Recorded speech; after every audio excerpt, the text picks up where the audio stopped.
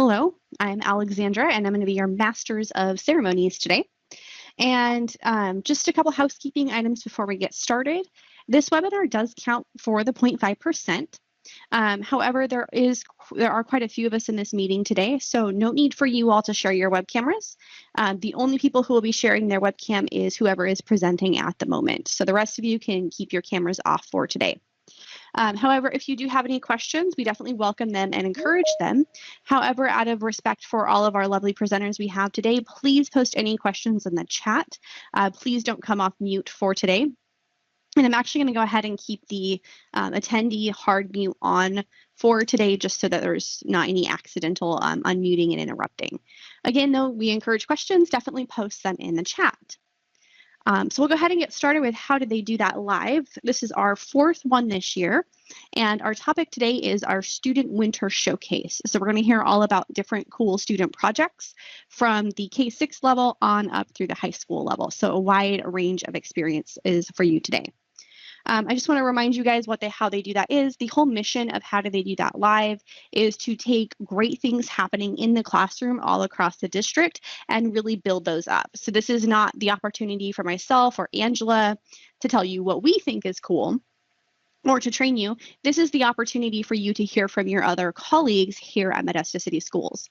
So that's kind of the idea behind this whole event, is to see all that great work happening in the classroom and kind of broadcasting that a little bit more district-wide. So in that vein today, we have 4 lovely presenters, and I'll bring them up here on the slide here. So we've got 4 presenters today. Our first presenter is going to be Greg Havens, and he's going to be sharing some of his student projects with you. And he's a 6th grade elementary teacher. Then we'll be hearing from Ana Maria Magallon over at Roosevelt Junior High. And then we will hear from 2 high school teachers. We will hear from Scott Nunes and Steve Martinez. Attendance will work just like any other webinar that you do. We will capture attendance before we leave today. So as long as you are here and you stay for the entire time, you are good as far as attendance goes.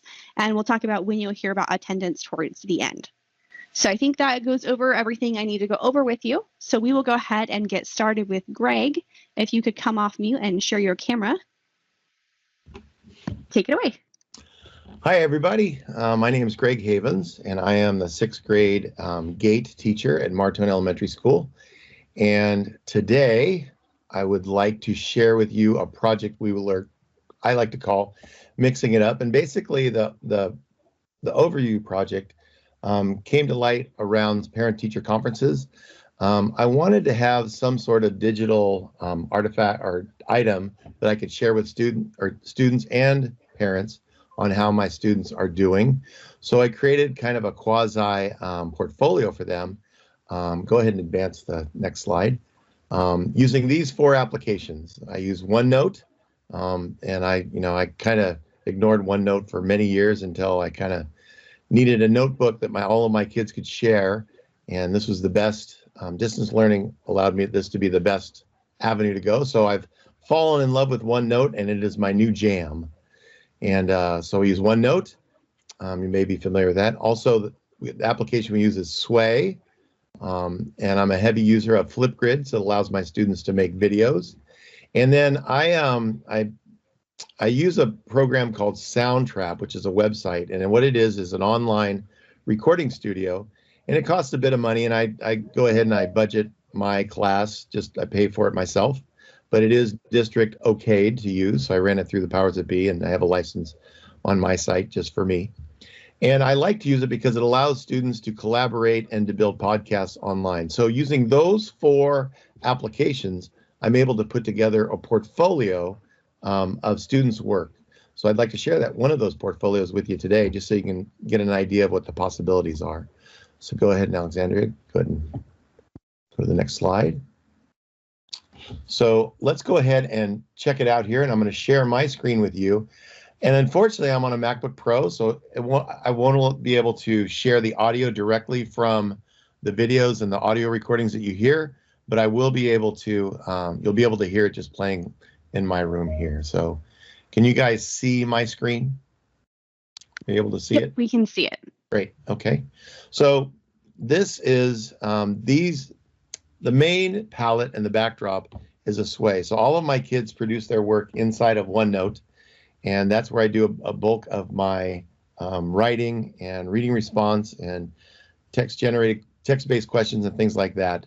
But once they do that, and once we kind of go through the process of they're ready to publish, I have them publish on a sway. So this is a sway by a student in my class named Belina, and this is her view where she's been working on it. And the way that the sway is set up, I'm going to go ahead and go to the play mode so you can see what it looks like. And if I click on this outline here, it shows you the different sections of her sway. So this is her home page, and she's in love with this thing called Sausage Cat. Every day she comes online and she has like multiple sausage cats in her frame with her. So you're going to be seeing a lot of Sausage Cat today. So the first chapter is her thoughts on how her first trimester went. The second one is what she learned in language arts. The third chapter is what she learned in math. And then I had them take all of their media. I'm a firm believer that students can show me what they're learning if they can tell me what they're learning through different applications. So we use Soundtrap and I use Flipgrid exclusively in their portfolios that they use. And then at the end, I'm able to put like a little written evaluation for them and their parents just to kind of talk about how they've done. Yes, it goes on the report card, but I like to add a little extra at the end. And in some of them, I even created a video just talking about highlighted moments. So it gives more of a personal touch. So I'm going to go ahead and get into her sway right now. So this is her title page. And the first chapter is my thoughts, the good and the bad and the ugly. We talked a little bit about that movie and how it was one of my favorites. So you can see a lot of her writing, which is taken from her OneNote, and it's processed and it comes through. She's a pretty sharp kid as far as ability. And then she goes in and talks about language arts. And I'm going to skip through all the writing, although it is important. And you may have seen a grade there. I do give, since my kids are in 6th grade and they're going into junior high, I do expose them a little bit to unofficial grades on some assignments, just so they can get an idea of what it's like to get a grade, because in elementary school, we use the standard-based reports card. So this first item here is from Soundtrap, where I check her fluency, and what she does is she reads a chapter or two of a book every night, and she's able to read and record it and post it inside of an assignment, so I can actually go through and hear and kind of monitor her fluency. And all of my kids do that each night inside of Soundtrap.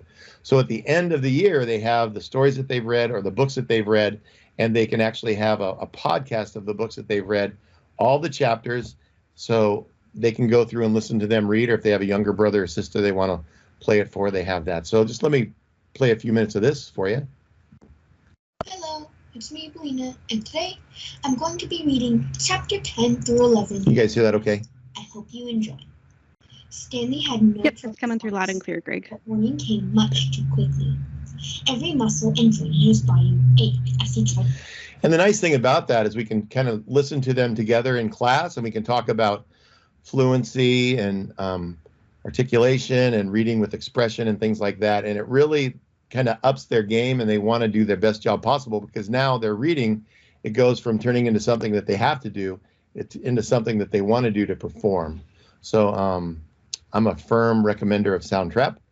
And another nice thing is it also has Soundtrap allows them to make podcasts, but also has loops, so they can do music also. So they can create their own bumper music for the beginning and the ending of their podcast. And we're just now getting into that. Another nice thing about, let me skip through some of these are videos that she created, but I'll get to some of our good ones.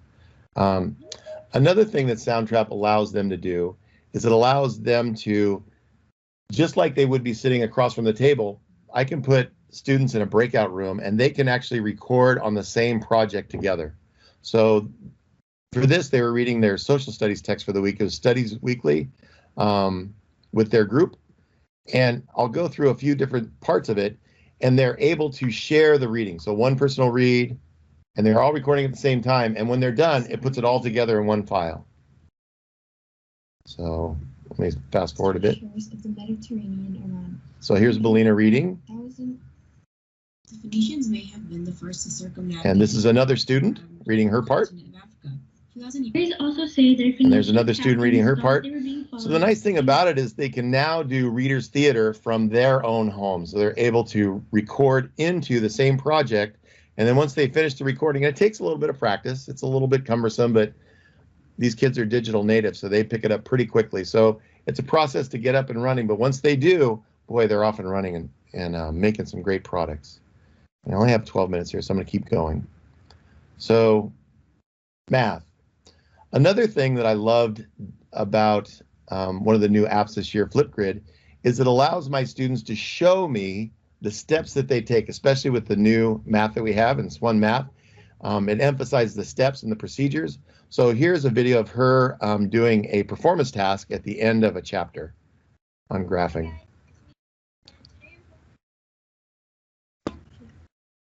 The first thing that I did was that I wrote out all of the graph points that I needed to graph on the coordinate plane. I chose these graph points. And the nice thing about this in Flipgrid is I can actually give her feedback as a video. So if you're familiar with Flipgrid, it's a fantastic program, and I can give her feedback on what I thought of it. I can give her some encouragement and maybe some I wonder statements just to kind of get her thinking in the next steps, so to speak. So that is kind of how I use Flipgrid on their assignments. And then the last section of their SWAY, rather, sorry, is media. And I had them take 10 of their favorite medias of all the projects that they've done in recording either audio or video, and go ahead and put it here. So this is her and her sister doing PE for the morning. So I'd give them a superhero video you can find on YouTube, and they would watch that and follow along. Or a readers theater group. So it's another group of students that did a readers theater play that they presented to the whole class. Here's where she interviewed her parents about their sixth grade experience. We talked about how sixth grade is that pivotal year. So it's her interviewing her parents. Hi guys, and that's my dad. Hi. So what years were you guys in when you were in sixth grade? I was in sixth grade in the year 1994. So here's her working on her volcano project, a little bit of science. One project that we also talked about in sixth grade, we talked about story arcs. So we talked about how stories take place and how they need to have a kind of a rising action, a climax, and then they have to kind of fall down and they resolve themselves. So I had them write a little mini story or a skit that they would perform. So we took about 3 to 4 weeks to write a Halloween skit. And she wrote a story about becoming a persimmon, being cursed and becoming a persimmon worm. And she enlisted the help of her aunt one weekend that I had them go shoot inside Flipgrid. So Flipgrid doesn't allow you to edit the videos at all. So she had to really plan it out. And we talked about this and we practiced and practiced. So you have to shoot the whole video, multiple scenes in one shot. So she did. It's a fine October morning and Farmer Francine is getting ready to go to her garden, when suddenly she hears a knock at the door.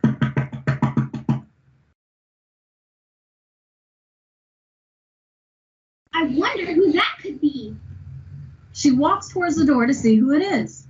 It's Dr. Serafina. And then she pauses the video here, and then she starts recording from here. And we worked on this. Hiya, Dr. Serafina. Then pause it. Hi, Francine. I've got something urgent to tell you. Urgent? What's so... So this video goes on, and it's a story about how she becomes cursed by it and becomes a worm from a persimmon. And then they just add water, and then she comes back to life. And it's good. So in a nutshell, I know this is rather fast, but and then here's my evaluation of her. I took the video off just because it's more of a private thing. But that is my project that I wanted to present to you guys today, using those 4 applications, using OneNote as my new jam and where all my kids create their material, and being able to copy and paste it back into Sway. And then from there, bringing their learning to life through Flipgrid, making videos, and also Soundtrap. And Soundtrap cost me about $200 for the whole year, but I figure, you know, it's worth it to have the tools that I like to use and the district okayed that I can use it for safety reasons. So, and I know Matthew Ketchum has used Soundtrap before. And it's a great program, so I highly recommend it, especially for teachers who are dealing with kids who are working on their fluency. It's a great way for them to have massive practice and be able to read. They get really excited about it. So that is my presentation. And are there any questions?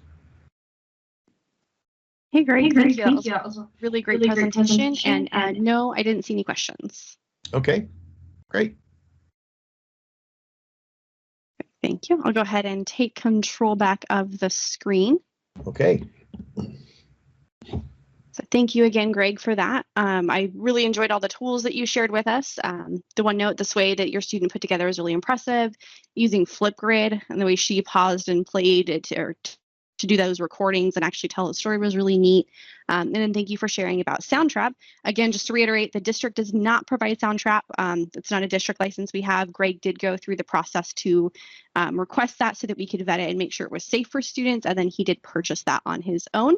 But you can see that he has put it to great use with his students. So thank you. Our next presenter is going to be Ana Maria Magallon. So Ana Maria, go ahead. Hello, everybody. Thank you for being here. My name is Ana Maria Magallon, and I teach ESL and also Spanish for native speakers. And it's actually freshman Spanish 1 that we teach in junior high at Roosevelt Junior High. Unfortunately, this year they canceled my native speakers class, but this is something that we did last year and that we have been doing for the past years with these kids. And so they're a very special kind of audience. So if we can move into the first slide, please, Alexandra.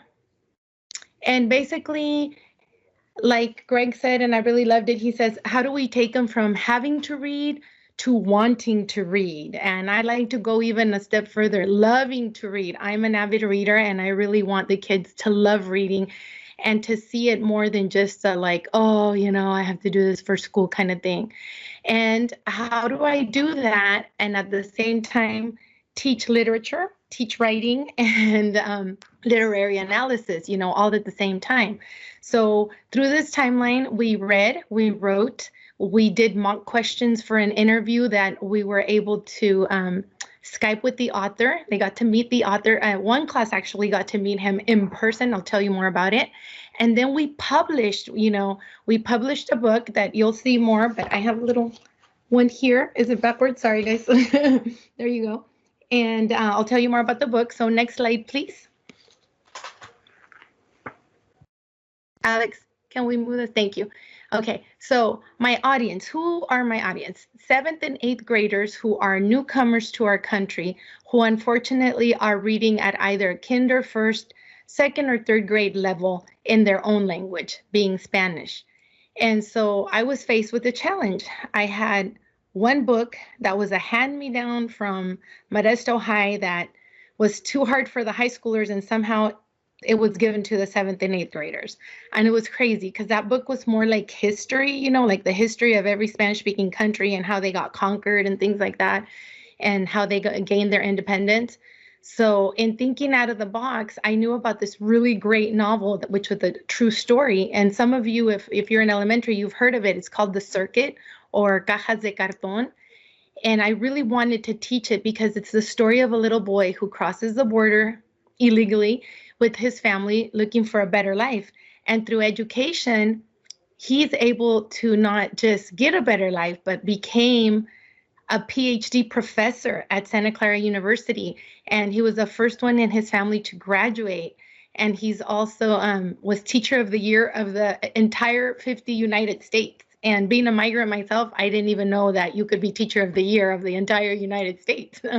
He also worked very hard with I lost the name, the CTA, the people who give us a credential here, the California Credentialing Office for Teachers. And so I was really, really excited about this book and the story because he struggles with the language. So I'm like, oh, great, relevant, something for the kids to really connect with, a story that's real and someone that I could say to them, look, this is not a fiction character. This is a real person that we can meet someday. And so I didn't have the novel. I know it was approved in elementary. They wouldn't get it from me. So I was like, okay, think out of box, think out of the box. And I remember being a migrant. We lived 6 months in Mexico and 6 months in California.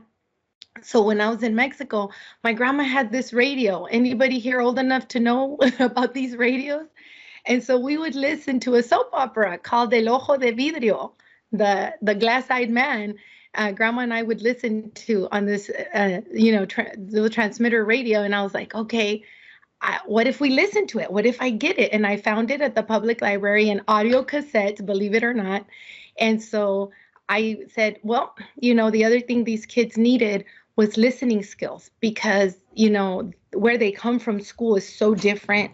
And sometimes they're in little rural areas where they have everybody from kinder through 6th grade in the same classroom with one teacher. So they really have a hard time listening.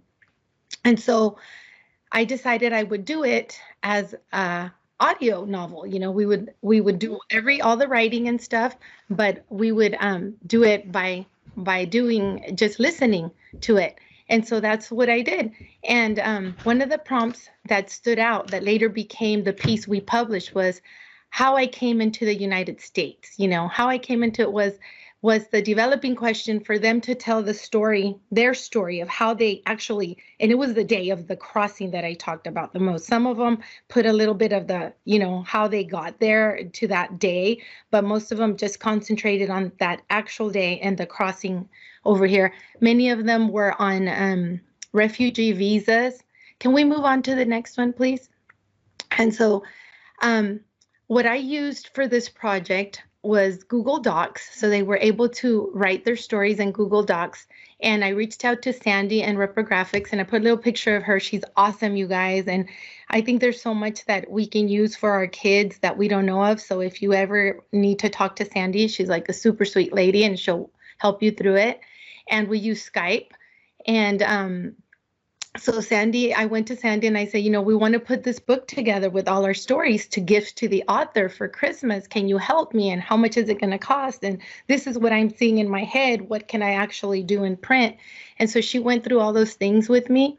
And then eventually I won an award. And that's how I was able to be gifted the novels. And each one of my students in that class was gifted a backpack with all 3 novels. Now there's 4. There's a sequel. And it's basically from the beginning of his life all the way to how he gets his PhD. So can we move on to the next one so I can show you something?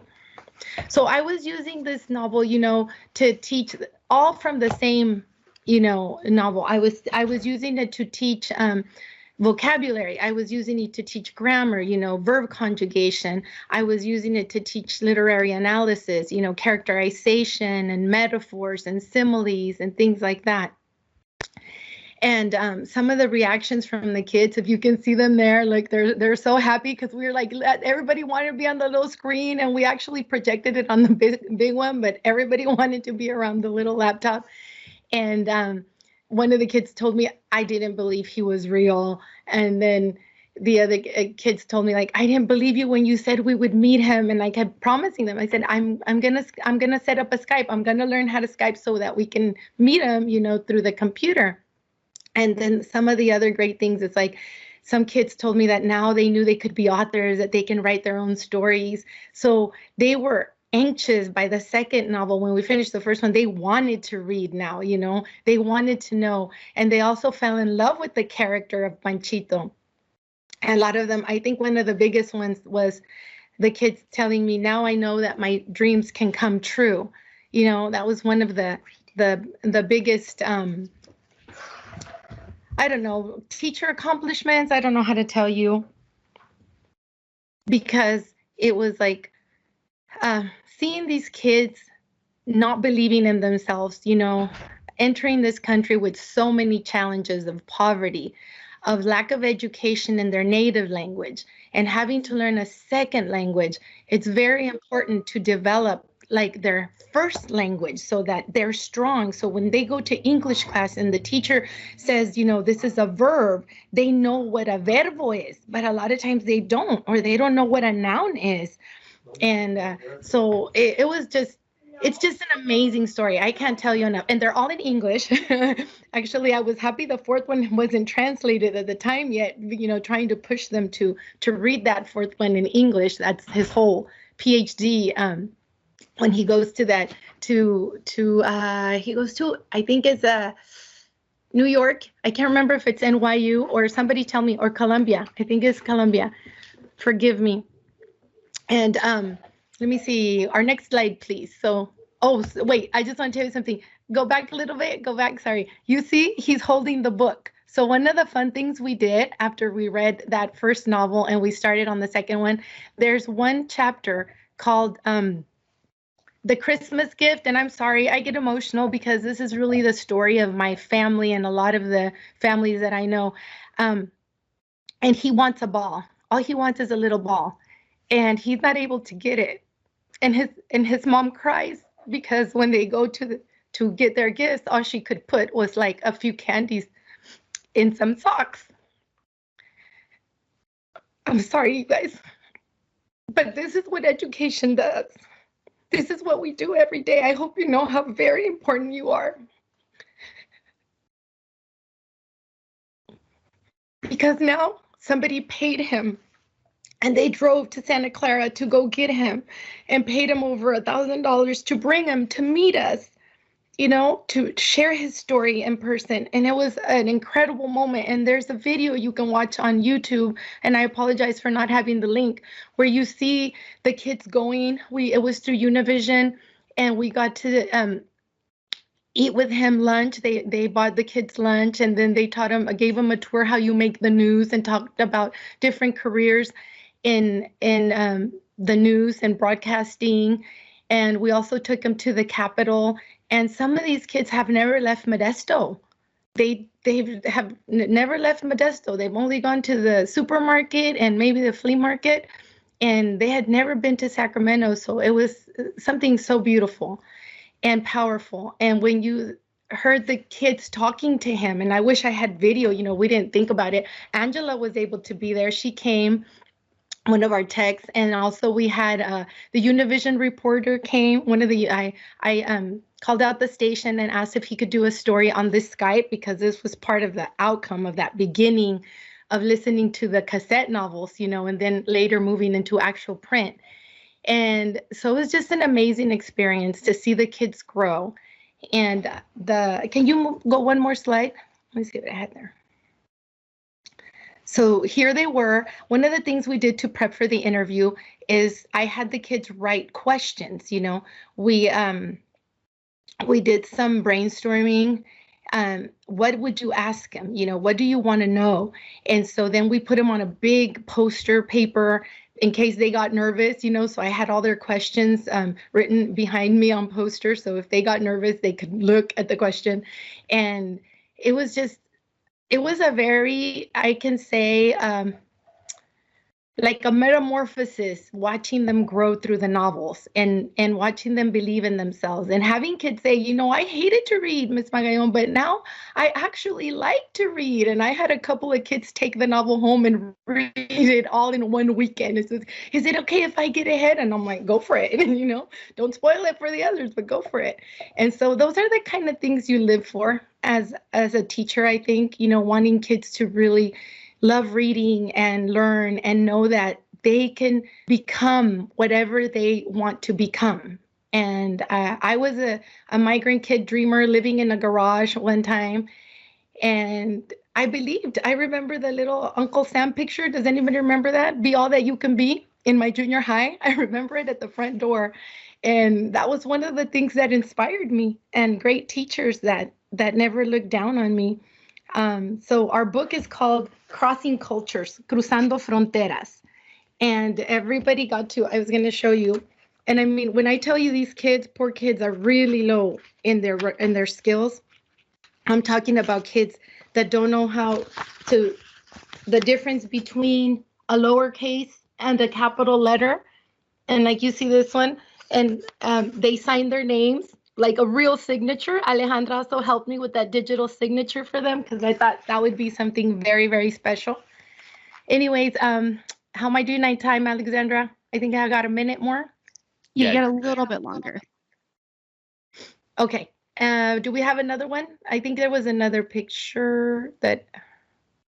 Oh yeah, and here is David Urias from Univision, one of the reporters, who also has an amazing story. So the other thing I want to share that came about from this novel and from getting, being able to meet him, and what came with that award was the novels. And that's what I wanted, that they asked that I could have whatever I wanted. They were actually really surprised. They called back and said, "Are you serious? Is that all she wants? She just wants books." And I wanted paper books, something they could look at and touch and open and revisit and go back and listen, to hear the voice of the author or the different characters and live that little piece of the story. I mean, there were times we were all crying in class, you guys, because of what he went through. And one of the main questions the kids would ask him was if anything was made up or fake. And he said no, that he tried to stay very true to that. And they also asked him if he was working on another book. And so the other thing that came about, I started something I called the Impacting Speaker Series, Ms. Magallon's Impacting Speaker Series. So I found an immigrant of all different kinds of backgrounds, like everybody was poor, everybody was an ESL student, but I found like a doctor. I had 2 doctors come in who were also poets and read poetry to the kids and shared their stories. We have a librarian, national award-winning librarian right here from our hometown, from Modesto, with an amazing story. Had also an entrepreneur.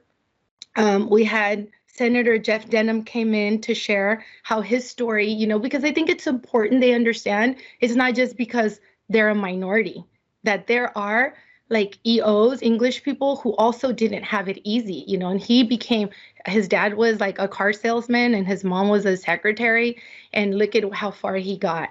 And so I just bring these different speakers into the classroom that have hardship, that came from hardship, to show the kids that they can too become whatever they want.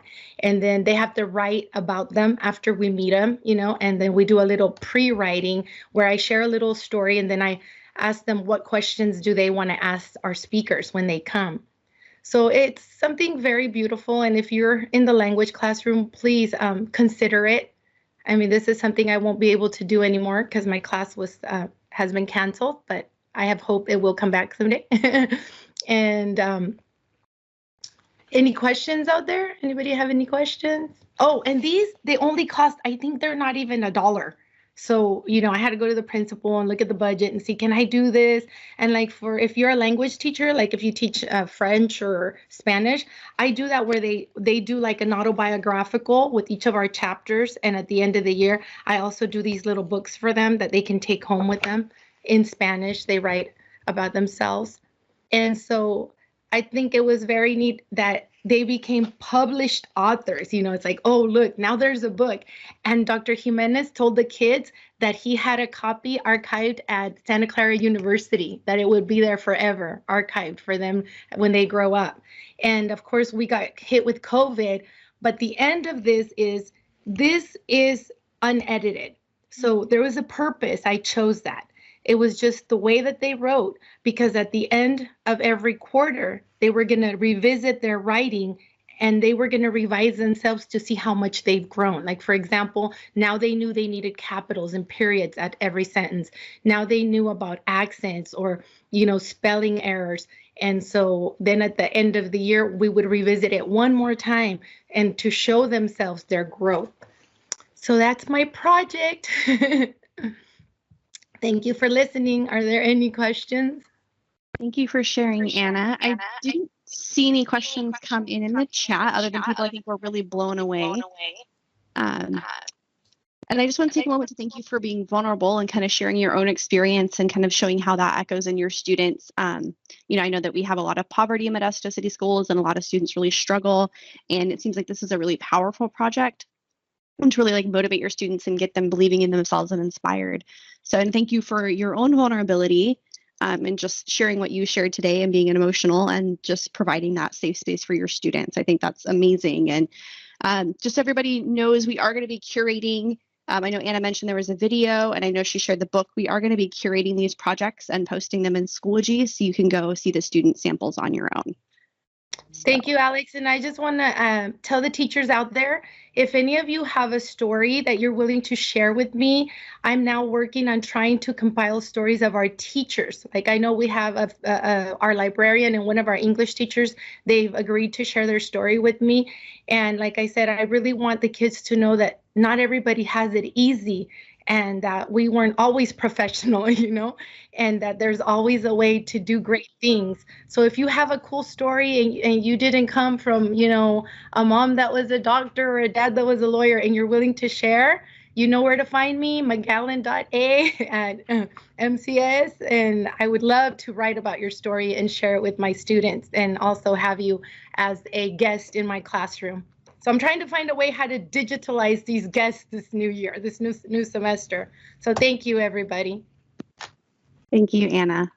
We appreciate it. And definitely in the follow-up email, we will include links to some of these resources and where to find them in Schoology, so you guys can take a look at those. So thank you. Our next presenter here is going to be Scott Nunes, and it looks like he has already taken over the screen. So Scott, go ahead. Hey, thanks everyone. And by the way, if you ever need any ed tech help or digitizing help, please reach out. I'm Scott Nunes, your neighborhood friendly ed tech coach, to borrow a line from Mr.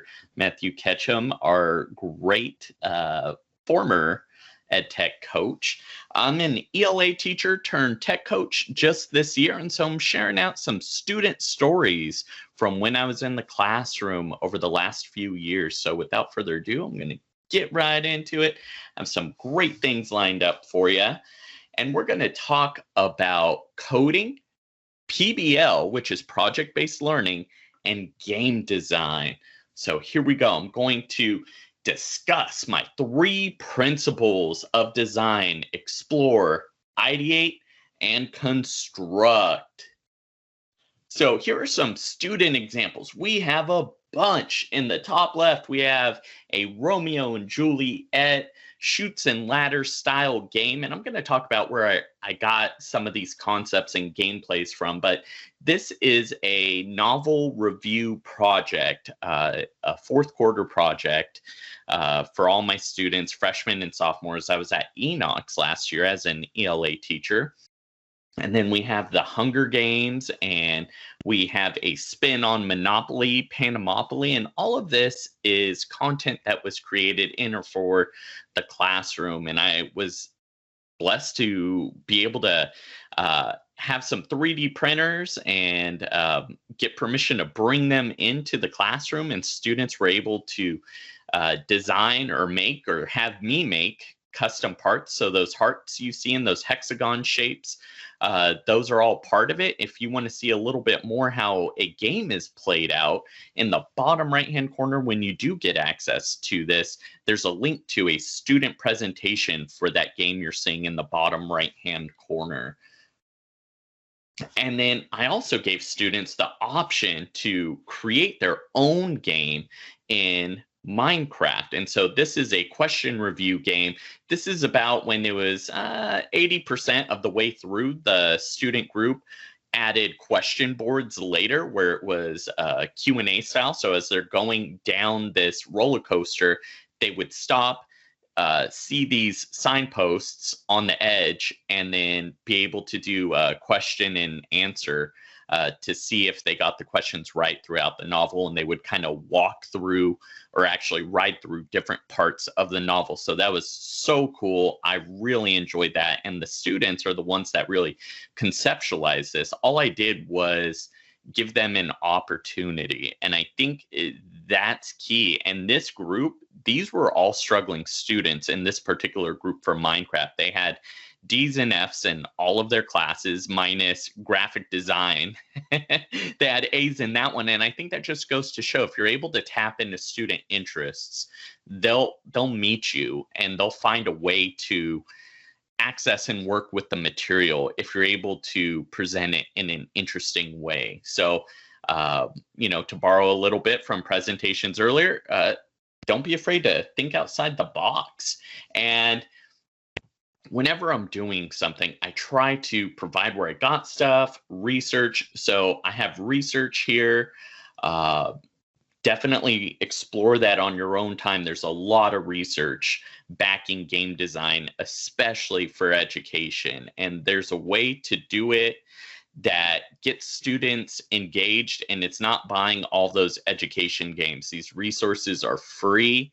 You can recycle or upcycle materials. You can use what you have around the house. And usually what I do throughout the year is I collect cardboard, little toys that my kids aren't using or not taking care of, and I repurpose them. And then I ask students to do the same as well. And so they know about that. And that's how we were able to get a lot of our game boards, game pieces.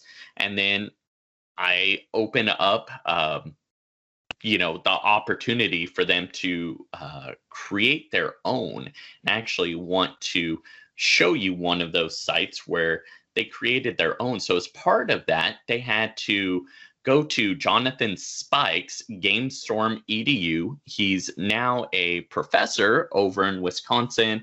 The name of the university is escaping me right now, but he's in higher ed. But when he was an ELA teacher like myself, he came up with this. I think this was part of his master's thesis, if I'm not mistaken. And he has all these simple to use game elements. So I'm going to just quickly go through these. So he has how to create a game and all of the basic parts that go into there. So my students had to do research for their game design project, and they had to go through these design thinking steps, like creating a prototype. We got to play games in class, and they wrote instructions. They talked about it. They kept logs. So I'm meeting all of my ELA Common Core state standards along the way, but really taking it to the next level with the 4 C's. We had collaboration, creativity, they're constructing, and they're communicating with me, communicating with each other. I had many built-in feedback loops for them so that nobody's getting lost along the way, and they're not getting to the finish line to receive a poor grade and get there unknowingly. They have to produce something all along the way, and then I'm giving them feedback. Their peers are giving them feedback against rubrics, and it's very specific feedback to help the learner. And it gives you all these different game types. So in their reports, if you look at that presentation that I linked to a couple slides ago, they have to identify what their game type is. And you can see Jonathan Spike has already let you know how it ties into science, ELA, and math. So this is a STEM or STEAM-based format, and you can use this for foreign language, PE. You can make your own PE games. That's how we get things like pickleball. They have a set of game libraries that users and teachers have uploaded. They're really cool. This Codenames one is one of my favorites, as well as this Battle Royale. It's like Mike Tyson's Knockout. And this is one of my favorite areas. I had some students go crazy with this Game Boards Maker site and game card template. Those are really cool. And there's so many other things like making your own dice. Really, if you can dream it, or if they can dream it and you allow them to do it, they are going to follow through and meet you right where you're at. Sorry, I totally hit the wrong thing, guys. I'm going to just keep talking as I wait for that to refresh. I was trying to get it to present from my slide I left off on. The next thing I'm going to go into is coding. Coding isn't just for boys. It's not just for older kids. So I did mention I taught at the secondary level, but I tested this stuff on my kiddos at home as well. So keep that in mind as you're looking at these things. It really can be for any grade level. And for the slide to catch up here. Okay, and so going into coding, I highly recommend you start small and go outside of computer science. Bring it into your content area. And I have a bunch of different games here. I'll showcase a couple. and then I'll move on. So here's one where students have to move. You can see when I hit left and right, character moves.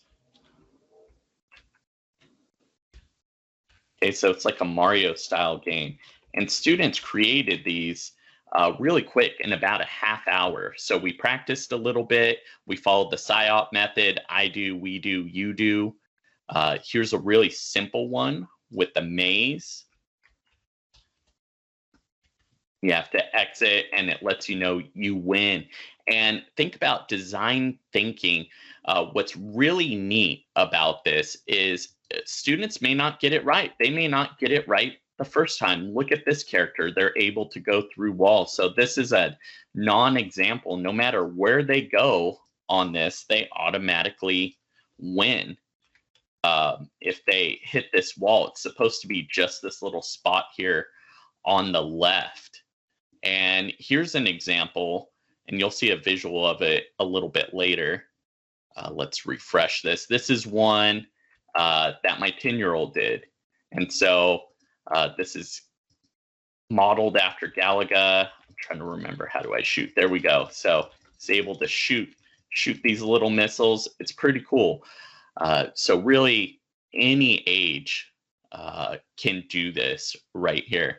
And then I wanted to, we're going to go over on time, huh, Alex? I can skip this video. I was just going to pop in and let you know because I want to make sure Steve has enough time. Yeah, as well I'll go. I'll finish up. So I recommend going back, watching that video to see how he explores with Bloxels.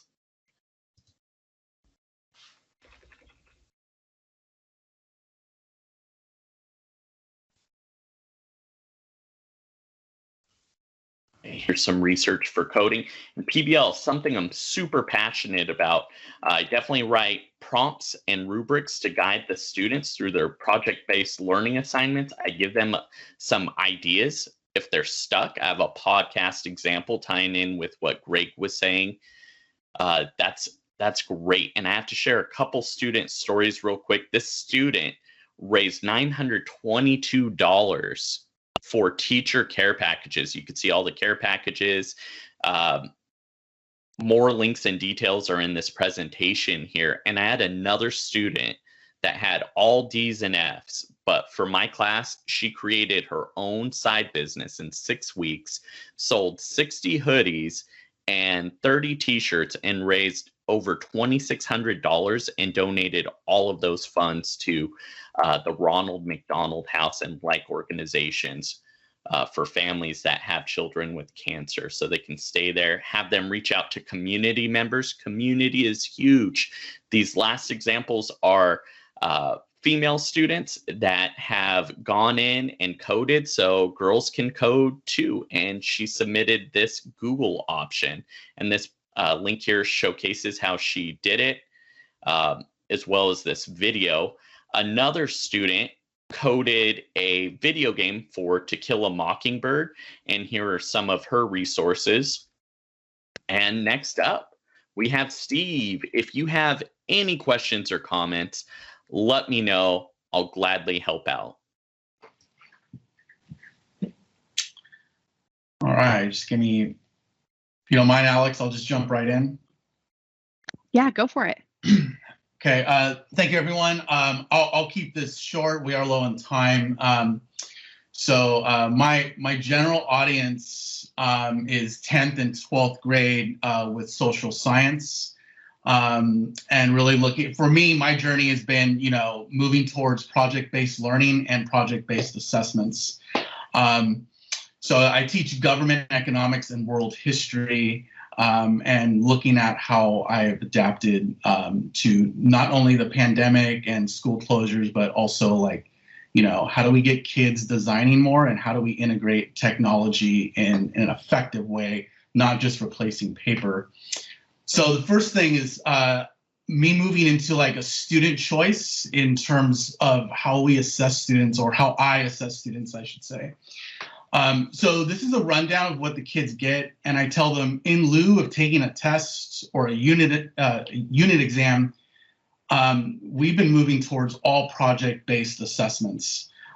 This year, my kids have not taken a single test and has been moving towards skill-based learning as well as building digital literacy in my classroom beyond the content that I teach. And the way that I make this happen is they get a Google Doc, and I can drop this in the chat really quick. So if you want to make a copy of this on your own to make, to really make it your own, you're more than welcome to do so. So what happens is that the students get student choice. And so something I've been doing, part of that Google Doc is the bottom of the doc, they have like a little choice board, right?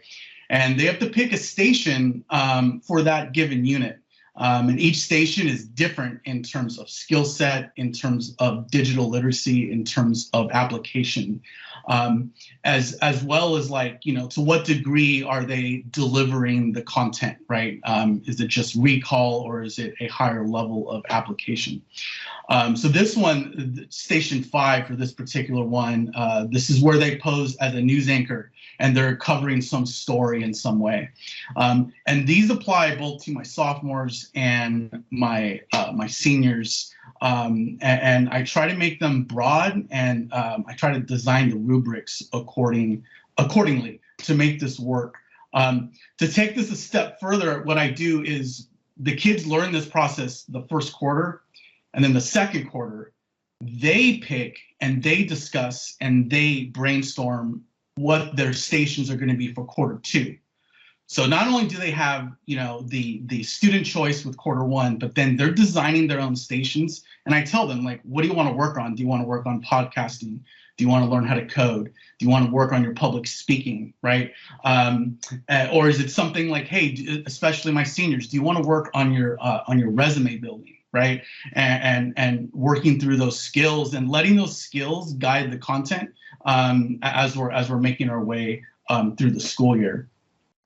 And it's pretty powerful when kids are like, hey, this is what I want to learn how to do. This is how I want to be assessed. And the outcome can be quite powerful. So this is an example of this year, this student, this was us in the judicial branch in government. And so what this is the kid, this student, she did a writing piece of it, right? And then this is something to the left. This is something that she drew. This is something that that she designed on her own. And the project the kids picked was to do a art project, right? So they're like, hey, with distance learning, we want to find ways to get away from the screen. So I give them that option, right? Which I think this year is needed. So she drew this, she painted this, and part of the criteria that the kids laid out, not me, but what the kids laid out is like, look, we want to show you the steps on how we built this. So this is just another picture of her showing some of the steps, and there are a few more, but this one I think is pretty cool because it just it shows the canvas, it shows kind of her work and the tool that she's using there. So that's really my student, my project-based assessments. But next is something that is really project-based learning. So in other words, using the project to expose students to new content, right? So it's not an assessment. In fact, what you're going to see is this is how I start off this chapter with my world history students. So the chapter is totalitarianism. It is, so in between the world wars. And what this is really driven to really get the kids to get their hands dirty with the vocab. So basically, the kids design and create and film their own silent movie. So they can't talk, and they have to communicate a word like fascism, right, without speaking. They do get the definition. No one else knows what the word is. And when they publish their work, they can level up. So I use a gamification piece where they can level up or get extra credit if they can communicate their words successfully. And so just give you a quick glance of this, because I know we're running out of time. I show them what a silent movie is, right? And they do this in groups. Their job is to communicate the meaning of that word within their silent movie. I tell them text can be very limited in the movie.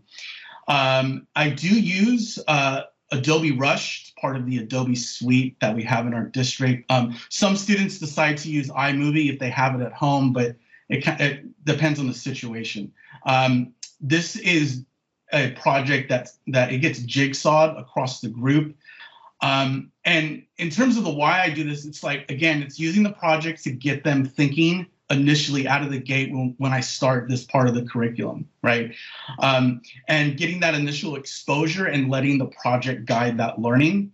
And it's not something that I would consider an assessment per se. This slide's not too important. These are the different jobs that they have and how I jigsaw the project as a whole. So they have to, they have to do the script part of it, right? They have to do the storyboard.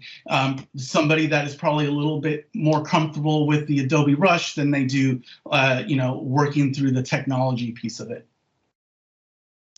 So these are the words. And again, nobody knows what word that group has except for that word. And communicating these words can be challenging for the kids, especially that 10th grade level. So what this is this is just an example of one of the work. So if you don't mind, and hopefully it plays well. If it doesn't, I think Alex has my back on this. But what I'm going to do is I'm going to play it, see if it works. And then in the chat, you can go ahead and pick one of the words that you see that you think is being communicated in the silent movie. Let me know if you can hear it. We can hear it.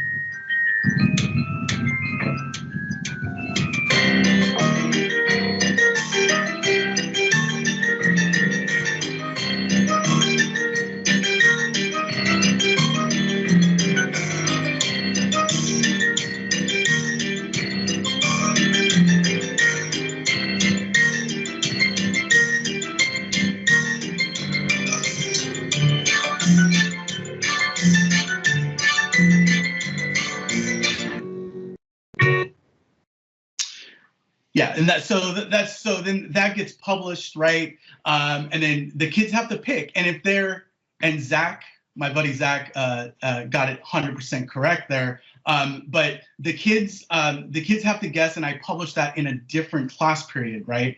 And they're able to level up and get that extra credit. And it's a good way for me to start this unit. Looking at fascism and complicated things like communism and what that means on the global stage and how that's going to propel history into World War II. If you have questions, please drop them in the chat, but I'm going to hand this over back to Alex. Perfect. Thank you, Steve. I'll go ahead and share my screen again as well, just so we're good. So thank you, everybody. I know that was kind of a lot of information. We saw, I'm trying to share that. We saw students who became authors, students who became coders, students who became filmmakers. So, far above and beyond what I used to do when I went to school. So we saw some really amazing student projects today. This is just a regular Teams meeting, so there's nothing that you need to do to mark your attendance today. I'm just going to go ahead and grab that attendance sheet really quickly so I have it. And stay tuned for a follow-up email from me tomorrow. In that follow-up email, I will include a link to this recording. I will also include the PowerPoint that we went over today, as well as directions on how to get to the Schoology resources in case you want to take a more in-depth look at these projects or the student pieces that the students were able to present. At this point, I'll see if there's any final questions here.